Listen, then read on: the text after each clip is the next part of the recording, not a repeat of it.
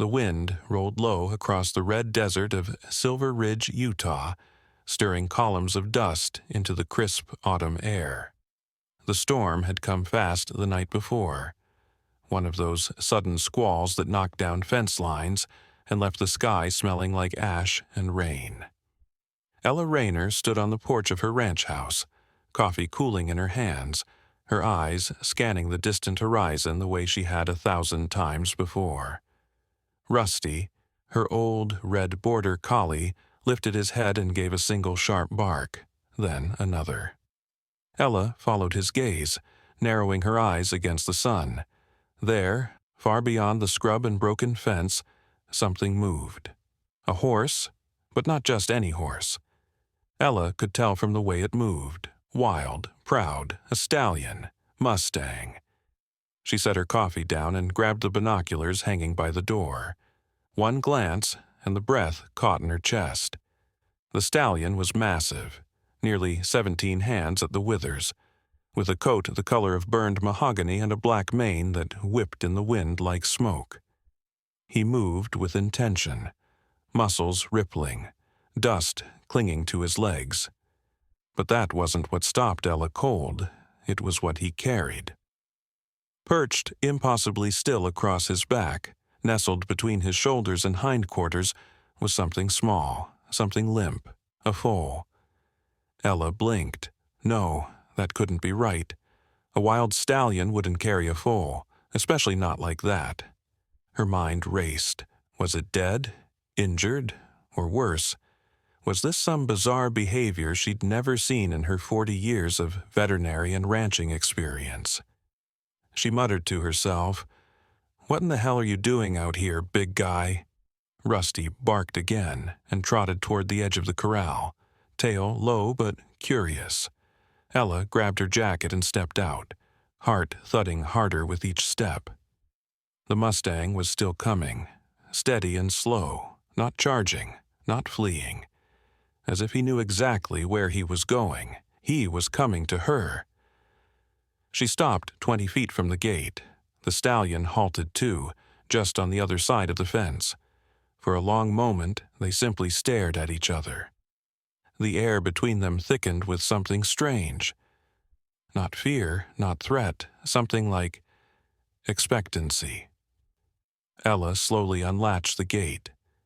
The stallion didn't flinch. Up close, she saw the foam at his lips, the tremble in his legs. He'd come a long way, miles, maybe more, and carried his burden all the way. She stepped closer, careful and slow, every movement measured. Then she saw the foal more clearly. It was a tiny thing, maybe a week old, a paint, not wild-born. Its white and brown markings were faded with dirt, its ribs visible beneath patchy skin. One eye, half opened, dull and sunken. It lay draped across the stallion's back like a broken doll, legs limp, head hanging just over his shoulder. Ella felt a surge rise in her throat. She swallowed it down. "Okay," she whispered, more to herself than the horse. "Let's figure this out." She raised a hand slowly, palm up, and moved toward the foal. The stallion shifted just slightly, rebalancing his load but not retreating. His dark eyes locked on hers, intense, unreadable. "It's all right," she said gently. "I got him." As she reached for the foal, her fingers grazed the colt's flank, still warm. Alive, barely. The stallion didn't move. Ella slid her arms under the foal, feeling how light he was. Fragile. He whimpered once, a tiny breath of sound, and the stallion dipped his head, almost like a nod. "I've got him," she said again. "You did good." She turned and walked slowly back toward the stable, the colt cradled in her arms. Behind her, the stallion followed. Not close, not aggressive, just present. She could hear his hooves crunch the gravel in a slow, steady rhythm. When she reached the stable door, she paused and looked back. He stood there in the afternoon light, body quaking from exhaustion, eyes fixed on her and the colt. "You're not leaving, are you?" she said softly. He didn't. Inside, Ella laid the foal, now named Chance, on a padded blanket in a stall warmed by heat lamps. She filled a syringe with electrolyte solution and began slow administration. Rusty lay nearby, ears perked, watching both the foal and the wild stallion standing just beyond the open barn doors. The Mustang remained still for hours. He did not eat, he did not drink. He simply watched. As the sun dipped behind the mesa, casting long golden shadows across the land, Ella sat on an overturned feed bucket, elbows on knees, studying him. "You knew where to bring him," she murmured. "You chose this place." He blinked once, slowly. That night she made up a bed in the tack room and slept with the stall's door open, just in case. In the dead of night she awoke to a sound. A low, almost inaudible whinny. She stepped out, blanket wrapped around her shoulders. The stallion had moved closer, not into the barn, but to the very edge of the threshold, just enough to see inside. He stood guard. Ella susurró en la noche. "¿Qué tipo de caballo eres?" No answer came. Only silence, and the quiet breathing of two souls who didn't belong together, but had found each other anyway. She stepped back inside and sat beside Chance, watching his chest rise and fall, slow and uneven, but steady. Outside, the wild stallion stood like a shadow carved into the night. Not running, not hiding, waiting, guarding. By the time the sun rose the next morning, the stallion was still there, unmoved from the threshold of the barn, as if carved from the red rock that surrounded Silver Ridge. Ella Rayner stirred from the cot in the tack room, her back stiff and sore, but her heart uneasy. She glanced into the stall where the foal lay, curled beneath heat lamps. His breathing was shallow but stronger than the night before. His eyelids fluttered when she whispered his name. "Good boy, Chance," she murmured, brushing her fingers lightly over his face. "You made it through the night." Outside, Rusty gave a low, uncertain bark. Ella looked through the window and saw the Mustang, still silent, still watching. She stepped out, arms crossed over her flannel shirt, and faced the stallion. "You don't sleep either, huh?" He didn't flinch, didn't blink, just stared, eyes dark and bottomless. His coat was still caked in dust, his body trembling faintly with exhaustion. But he stood tall, steady, guarded. Ella had never seen anything like it.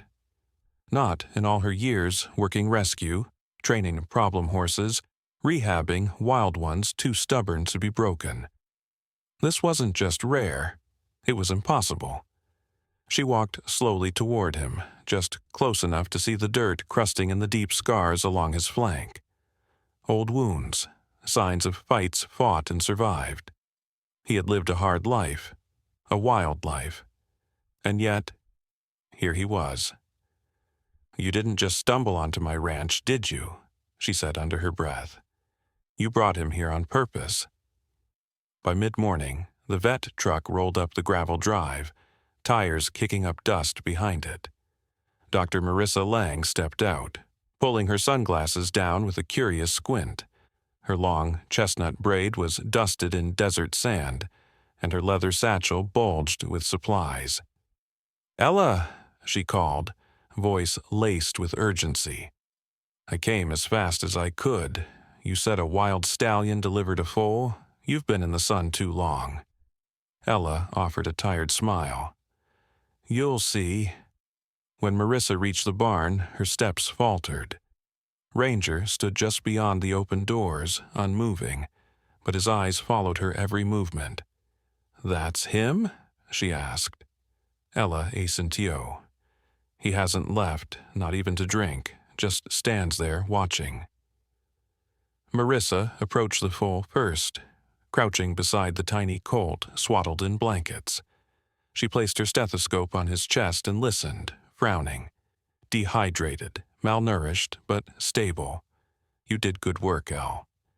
"I didn't do the heavy lifting," Ella replied, nodding toward the doorway. Marissa stood slowly, her eyes narrowing. You're telling me that stallion carried this colt all the way here? I'm not telling you anything, I'm asking. They walked back outside together, stopping just shy of Ranger's space. Marissa examined the way his legs shook, the thin layer of sweat drying on his hide. His mane was tangled, shoulders raw where the foal had lain, but his posture remained proud. He made no move to retreat. I've tracked herds for 15 years, Marissa said quietly. I've never seen behavior like this. He's acting like the foal's his responsibility. Ella plagosas brazos. Exactly. Rusty barked suddenly. The sound made the stallion shift, not away but slightly forward, just one step. He was ready if anything happened, ready to protect. You see that? Marissa said. That's defensive posture. He thinks the dog's a threat. Ella se agachó y acarició la cabeza de Rusty. We all got some guard dog in us, I guess. Back in the barn, Marissa took samples, ran vitals, and took detailed notes. As she worked, she murmured to herself in disbelief. No bruising, no contusions, nothing on the foal that would suggest rough handling. And yet, he was carried. She gestured to Chance's sides. See these slight indentations on his barrel? Those aren't wounds. Those are pressure points, exactly where a horse's hind legs would hold him in place. And these rub marks along the spine? He's been lying across a moving body for hours. Days, maybe? Ella leaned in. You think the stallion did this deliberately? I don't think. I know. The question is, why? Outside, Ranger had taken 3 steps closer to the barn door. He stood now half in shadow, half in light, his eyes locked on Chance. I swear he's checking on him, Marissa said. Like a parent. Ella gave a small nod. That's why I named him Ranger. Marissa looked sideways. The foal? Number him. Marissa blinked. You named a wild stallion? Ella's face was solemn. He earned it. That night, as the stars blanketed the desert sky, Marissa stayed behind. She couldn't pull herself away from the mystery. She reviewed footage from an old wildlife camera posted on a tree near the watering hole a few miles out. One clip, dated 3 weeks earlier, showed the same stallion, standing alone on a ridge, watching the ranch. Waiting. You see this? She whispered. He'd been watching you, studying this place. They were interrupted by the sound of tires crunching gravel. Headlights swept the yard. Deputy Clay Maddock stepped out of his cruiser. Got a call, he said. Somebody reported a wild Mustang too close to a livestock facility. You know anything about that? Ella stiffened. He's not hurting anyone. He's a danger by definition, Clay said, glancing at the dark figure by the barn. He could injure a person or tear through your horses. You know I have to report this to Fish and Wildlife. Marissa stepped forward. Deputy, I'm Dr. Lang. I'm documenting unprecedented behavior. If you remove him now, you're destroying the chance to understand something extraordinary. Clay looked skeptical. He's a wild animal. Ella's voice cut in. That wild animal saved a foal's life. Carried him 40 miles through desert, through storm, through heat. He didn't break into my ranch. He came here, chose this place, because he knew we could help. Clay studied her, his jaw tense. Finally, he sighed. I didn't see anything, not tonight, but if something happens, Ella, anything, you call me.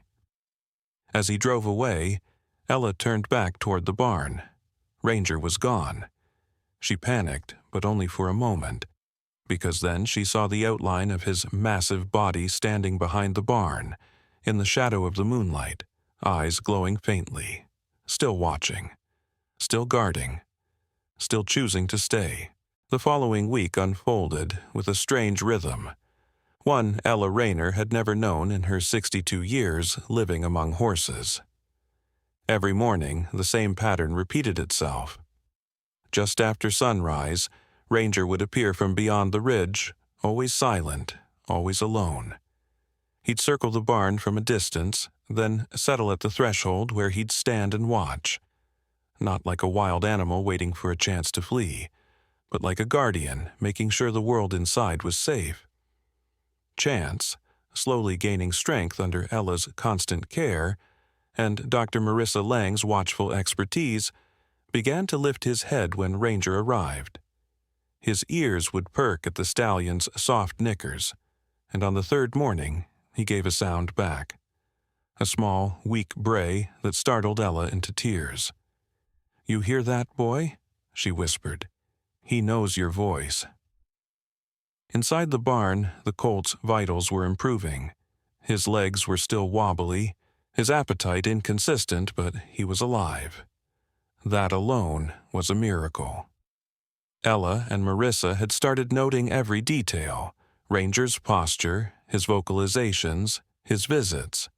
Marissa had even set up motion-triggered cameras around the property to track the stallion's movements during the night. And that's when things got strange. Footage showed Ranger circling the outer pastures at dusk, and again in the early morning hours, often stopping at the shed that held Ella's emergency feed and first aid supplies. In one clip, recorded at 3:12 a.m., Ranger was captured nudging the latch of the supply shed open, dragging out an old burlap sack of mineral blocks with his teeth, and walking it halfway to the barn. Marissa nearly dropped her tablet when she watched the footage.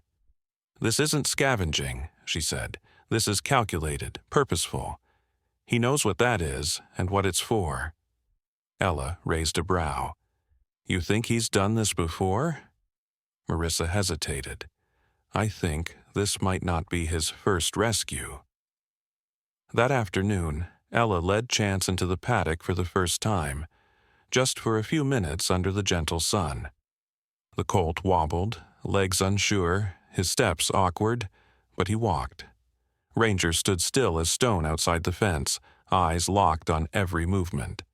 He didn't pace, didn't fret, just watched. Closely. Ella stepped back to give them space. Marissa stood beside her. "He's teaching him something. Look how Chance follows his eyes." "I've trained hundreds of foals," Ella said. "Never seen one this young so tuned in to a horse that ain't his mother." "He doesn't act like his mother," Marissa murmured. "He acts like his father." Just then, Clay Maddox's cruiser pulled into the driveway again. Ella tensed, but Clay stepped out alone. No clipboard, no wildlife officers. "I came to talk," he said. Ella lo conoció por la puerta de la granja, con los brazos cruzados. "He hasn't hurt anyone. He doesn't even come inside." Clay raised both hands. "I know. I'm not here to remove him. But I did some digging. There's a BLM herd out past Redwater Basin, about 60 miles northeast. 4 weeks ago, a flash storm scattered the herd. A foal from a private breeding farm nearby went missing. Same paint markings as Chance." Ella blinked. "You're saying he found the colt out there? In the middle of a storm. Which means he's the reason Chance isn't bones in the sand." Ella looked out at the paddock. Chance was now lying down, head curled near the fence line, as close to Ranger as he could manage. The stallion didn't move, but his ears twitched at every sound from the colt. Clay's voice softened. "Ella, I've seen a lot of things on these lands. I've seen horses shot for wandering onto the wrong side of a fence. I've seen people afraid of what they don't understand. But I've never seen this." "He knew where to bring him," Ella said. "Like he studied this place." Marissa stepped forward. "We have evidence he'd been watching the ranch for weeks before this. I think he was assessing it, looking for help." Clay looked between the two women. "You're telling me a wild horse scouted you?" "No," Marissa said. "I'm telling you, he chose us." Later that evening, Ella sat at the kitchen table flipping through old trail camera footage. She paused on an image. Ranger, standing on a rocky bluff, staring toward the ranch. Dated nearly 7 weeks prior. Always from a distance. Always watching. She remembered something. Digging into her files, she found a record from 2 summers ago. A report about a rogue Mustang who had wandered close to an ATV wreck near the West Ridge. A teenager had flipped his bike. Paramedics found him after tracking hoofprints circling the crash site. Could it have been him? She printed the image of Ranger on the bluff and placed it next to the report. Same building, same blaze across the face, same posture. "You've been watching for a long time, haven't you?" she whispered. The sound of hooves outside snapped her out of her thoughts. She stood and moved to the window. Ranger was there again. Not just at the barn, but at the very fence line of the main house, closer than ever before. His head was low, his breath visible in the cool night air. And in the moonlight, Ella saw it clearly. He wasn't just guarding Chance anymore. He was watching her, too.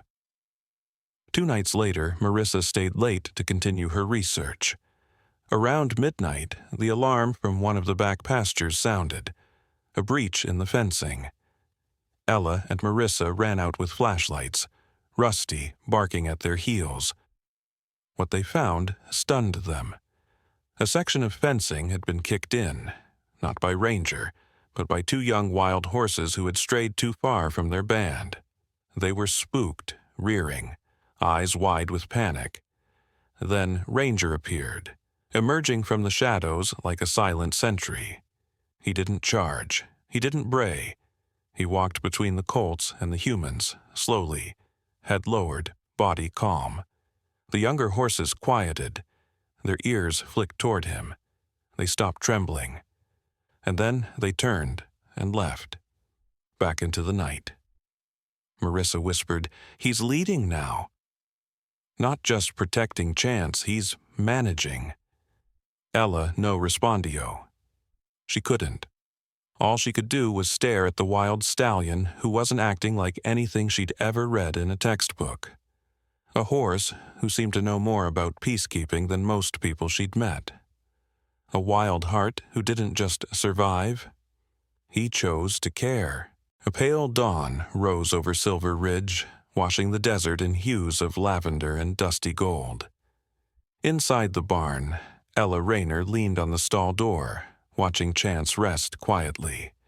He had grown stronger by the day, his steps surer, his appetite returning, his eyes brighter. But what struck Ella most wasn't the colt's physical recovery. It was the way he looked at Ranger now, like a child looking for reassurance, for approval. And Ranger gave it. He didn't speak, of course, didn't nicker or nudge the colt the way a dam might. But he stood close, always nearby, always watching. And when Chance grew nervous during feedings or startled at new sounds, Ranger would simply shift his weight or lower his head, and the colt would settle again, like a foal tethered not by rope, but by trust. Ella had seen horses bond, but this wasn't that. This was something deeper. By now, the story of the guardian stallion had begun to circulate. A ranch hand had posted a grainy photo of Ranger and Chance on social media, and within days, the sanctuary started receiving calls from animal behaviorists, reporters, even documentarians. Most wanted proof. Others wanted interviews. One rancher from Arizona offered to buy the pair as a miracle duo. Ella hung up on him. Marissa, meanwhile, had thrown herself into documenting every detail. She charted daily interactions, mapped behavioral cues, logged physiological changes, but even she was struggling to explain what they were seeing. "I don't have a term for this," she said one evening, sitting beside Ella on the barn's front step. "There's no precedent, no parallel. He's wild. He should have left, but he hasn't." Ella stared out into the paddock, where Ranger stood beneath a lone juniper tree. "He doesn't even look back at the hills anymore." "He's staying," Marissa whispered, "and not because he has to." There was a pause. Then Ella said, "Maybe he knows his place is here now." That week, another young colt arrived at the sanctuary, a rescue from a neglect case upstate. His name was Juno. Smaller than Chance had been, but far more defensive. He kicked, refused contact, and screamed when anyone entered his stall. A wall of trauma wrapped around him like barbed wire. But the first time Ranger passed by Juno's stall, something shifted. The stallion stopped at the gate, lowered his head, and stood completely still. Juno froze, then crept forward, then stopped, just inches away. They stood like that for nearly 10 minutes, silent, still, until Juno, with slow hesitation, reached through the bars and pressed his nose gently to Ranger's. Marissa caught it all on camera. "It's not just Chance," she said, showing Ella the footage later that night. "He's doing this with the others now. He's reading them, offering, I don't know, permission to trust. Or maybe just permission to rest," Ella murmured. "Lord knows he earned it." Ranger became more than a presence. He became an anchor. Foals that refused human touch would allow him near. Older horses with histories of abuse followed him from across the paddocks. He never imposed, never pushed. But where he went, calm followed. Chance flourished. He was running now, kicking up dirt like thunder, his legs lean with new muscle. And yet, even as he grew bolder, he never wandered far from Ranger. The bond hadn't loosened with time. It had deepened, but it wasn't without tension. One afternoon, Ella began light halter training with Chance. Just short sessions, careful and slow. But during one session, when a rope slipped and startled the colt, Chance reared up and backed hard into a fence panel. It wasn't a serious injury, but the sound he made, that helpless, frightened cry, brought Ranger charging from the far field. He didn't attack, but he placed himself between Ella and Chance with such authority that even she stepped back. "Easy," she said gently, lowering her hands. "He's okay." I promise Ranger didn't move. His eyes were locked on her, full of something that wasn't rage, but wasn't trust either. When Marissa arrived minutes later, she found Ella sitting on the ground just outside the barn, hands on her knees, eyes wet. "I've spent a lifetime earning the trust of animals," Ella said quietly. "But that look? That was a warning." From a father, Marissa nodded. "You're not just his caretaker. You're co-parenting, and he has opinions." That night, the desert wind picked up again, sweeping through the cottonwoods with a restless hiss. As Ella walked her final rounds, she stopped by the back paddock, and there, in the moonlight, was Ranger. His body was half turned toward the hills, his ears flicking in the wind. Ella's heart tightened. "Are you thinking about leaving?"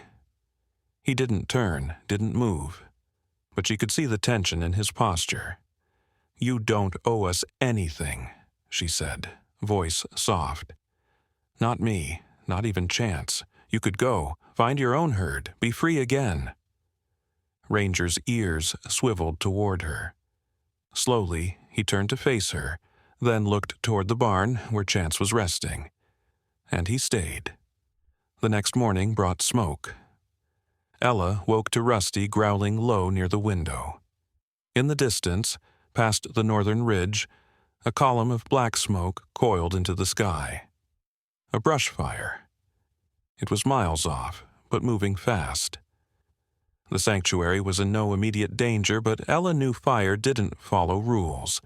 She and Marissa jumped into action, checking pumps, prepping trailers, setting evacuation protocols. And in the midst of it all, Ranger disappeared. Chance grew frantic, pacing his stall, calling out. Ella searched the entire property, heart pounding. Had Ranger gone back to the wild? Was he trying to escape? He returned an hour later. With him. 2 young horses trailing behind, coughing and panicked, their coats blackened with soot. He had gone toward the fire, and he had led them out. Hila watched in stunned silence as he brought the rescues into the paddock, herded them gently toward the water troughs, then turned toward the barn, as if checking to make sure Chance was still safe. Only then did he drink. Only then did he rest. Marissa stood beside her, camera forgotten in her hands. "He doesn't see himself as wild anymore," she whispered. "He sees himself as needed." Ella nodded slowly. "And maybe that's enough to keep him here." The fire had spared them. Winds had shifted at the last moment, pushing the blaze westward toward the canyon rim. Ella, Marissa, and the horses had come through the night, singed only by exhaustion and adrenaline. But in the days that followed, something deeper had shifted, something unspoken. Ranger had changed. He still stood sentinel over Chance, still moved through the paddocks like a silent guardian. But now, his eyes lingered longer on the hills, his posture more alert, his ears more restless. Ella saw it before Marissa did. "He's preparing," she said one morning, watching Ranger pace along the north fence line. "He's saying goodbye." Marissa frowned. "He's just on edge from the fire. Give it a few days." But Ella knew. Some part of Ranger had done what he came here to do. And now instinct was stirring again, pulling him back toward the wild. That evening, Chance followed Ranger to the fence line. The colt had grown, taller now, legs sturdy, eyes full of fire and light. He nudged Ranger's side, then trotted a few steps ahead, prancing, inviting him to play. Ranger didn't move. Instead, he gently reached out, touched his muzzle to Chance's cheek, and stood still, longer than usual. Ella watched from the barn doors, hands gripping the post so tight her knuckles went white. "It's like he's teaching the colt how to let go," she whispered. 3 days later, it happened. At sunrise, Marissa found Ranger standing at the open gate of the north field, the mist curling around his legs. Chance stood a few yards behind, confused but calm. Ranger didn't bolt, didn't rear or run. He turned, just once, and looked back. Then he crossed into the mist and disappeared. No sound, no dust cloud, just gone. Marissa didn't call Ella. She didn't have to. Ella was already standing in the barn aisle, eyes fixed north, as if her soul had heard something her ears could not. "He's gone," she said quietly, and for a long moment neither of them spoke. Chance mourned. For a week, he didn't run, barely ate, stood near the fence line as if waiting for something, anything, to return. But grief, even for a horse, doesn't last forever. With time, he began to respond to the other rescues. He played with Juno. He chased birds across the field. And slowly, almost imperceptibly, he began to seek Ella's hand when she walked by. One morning, she stepped into the pasture just after dawn. Chance trotted toward her, stopped a few feet away and nuzzled her shoulder, gentle and hesitant. She smiled through the tears. "Hey, sweetheart, you're still here?" 2 months later, the sanctuary received a letter from a boy named Colby in Kansas. He'd lost his horse to a trailer accident and hadn't spoken a word since. His therapist, desperate, had reached out to sanctuaries across the country, looking for a horse that wasn't just another therapy animal. Ella no dudo ni un momento. Chance would go. Not as a broken rescue, not as a charity case, but as a partner, a survivor. A living symbol of what love and time could do. The transport van arrived one cool autumn morning. Marissa cried openly as they loaded Chance into the trailer.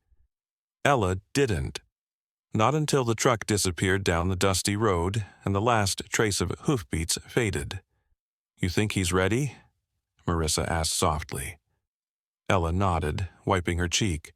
"He's more than ready. He's Ranger's legacy." Weeks passed. Then came a video from Colby's family. The boy sat in a sun-drenched pasture, his arms around Chance's neck, whispering something into his mane. The caption read, "He spoke for the first time today. He said, 'I love you, Chance.'" Ella played the clip 3 times before setting her phone down and walking out to the north field. The wind had picked up, carrying the scent of pine and sage. She looked toward the ridge, where the morning sun broke through clouds and lit the hills in gold. "Thank you," she whispered. And for a heartbeat, just one, she could have sworn she saw a silhouette standing on the ridge, tall, still, watching. Then it was gone. But Ella smiled, because the heart knows where to run, and sometimes it runs home.